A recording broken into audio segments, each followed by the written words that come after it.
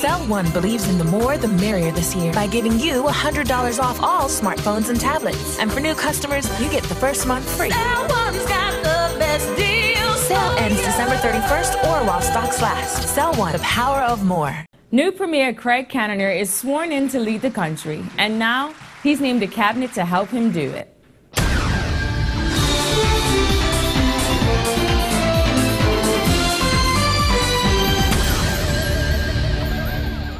Hello and welcome to NewsBite, the BDASun's weekly news wrap-up for Friday, December 21st, brought to you in association with Cell One. I'm Michaela Pearman.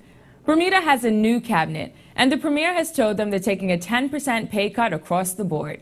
That was one of the new Premier's campaign promises. Here's who was selected to form the OBA government team.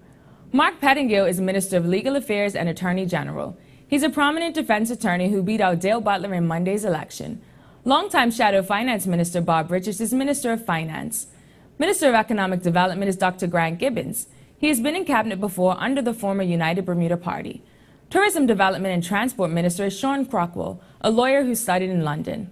Michael Fay has been named to the Senate and will serve as Minister of Home Affairs, while Nelson Brangman will join him in the Senate as Education Minister. Minister of Public Safety is the party's deputy leader, Michael Dunkley. He lost his seat in 2007 but won it back handedly on Monday. Trevor Moniz is now the new Minister of Public Works in Premier Cannoneer's new cabinet.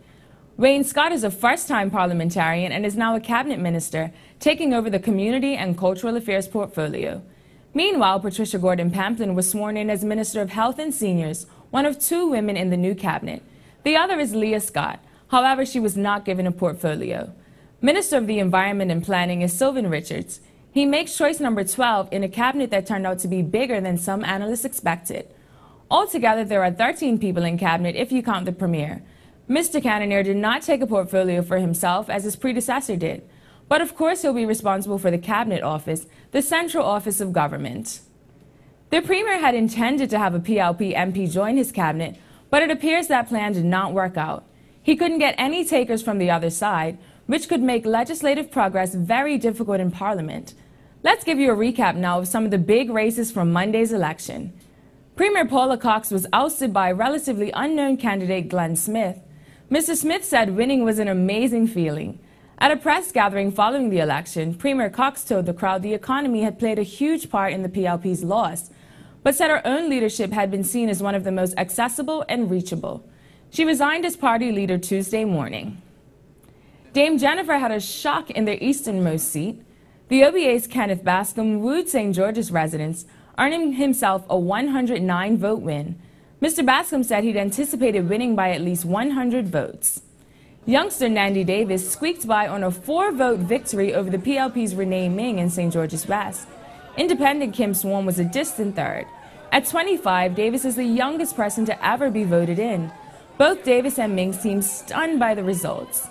Michael Dunkley was humbled by his win over Patrice Miners in Smiths North. He'd been canvassing in the area ever since he lost there in the last election. He had 67% of the votes to Mrs. Miners' 32%. Although the PLP billed their Court Street gathering as a victory party before the election even happened, it was a much more subdued scene on the night. PLP faithful made an appearance outside Alaska Hall, where candidates chanted PLP all the way PLP. It was a completely different scene over at Vasco da Gama on Reed Street. Celebrations spilled into the street as the election results were announced. Craig Cannoneer told the crowd Bermuda has seen a new day. We want to give you a retrospective of Election Day from one end of the country to another. In fact, you may even see yourself in this video. Here's a chronological compilation by our photo editor, Gary Foster Skelton.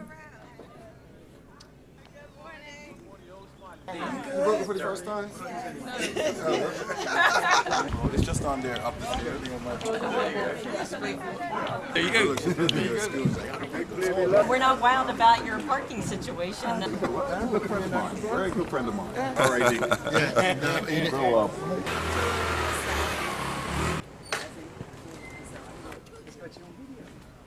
Damn cameras out. This is a rain already. Thanks for coming up.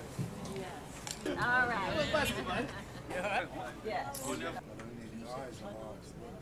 Yes. Yes, she can. I don't know. One of them. I don't know. I never seen it. hoping this time we're taking it. That's it. VIP people.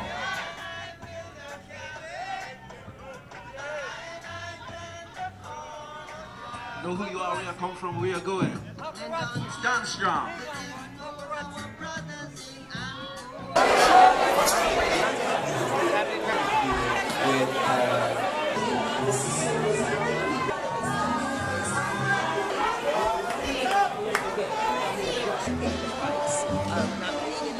We have to see what the end result is first. We're still waiting for this, what is it, 2 or 3 results to come in? Votes, you guys! Mandy, you won the election.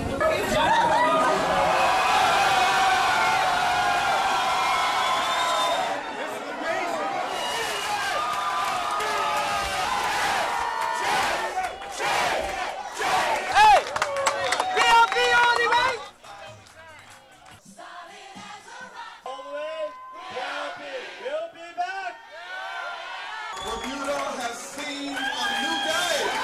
Thank you, Bermuda. Representing a new way of politics. We do not need to defame your posters.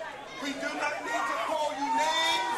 But we will always stand for what is true and for what is right.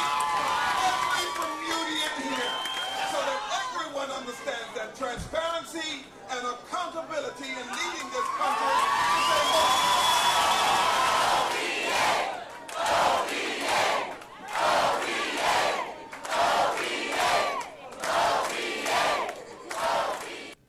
There's more election video on our website, BermudaSun.bm. You'll find continuing post-election coverage as well, 24/7. In the meantime, that's all for this week. Catch me on Channel 82 over the weekend. NewsBite was brought to you in association with Cell One. I'm Michaela Pearman. See you next Friday. Cell One believes in the more the merrier this year by giving you $100 off all smartphones and tablets. And for new customers, you get the first month free. Cell One's got the best deals. Sale ends December 31st or while stocks last. Cell One, the power of more.